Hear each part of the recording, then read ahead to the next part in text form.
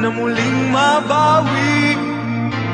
Ating kalayaan kay tagal na nating bitin, di napapayagang mabawi muli. Magkakapit-pisig, libu-libong tao, kay sarap pala maging Pilipino.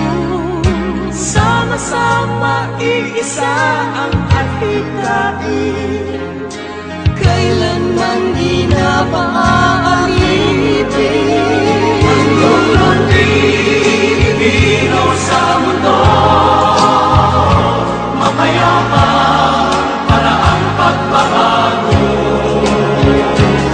Katotohanan, kalayaan, katarungan ay kayang makamit na walang tahas, basta't magkaisa tayong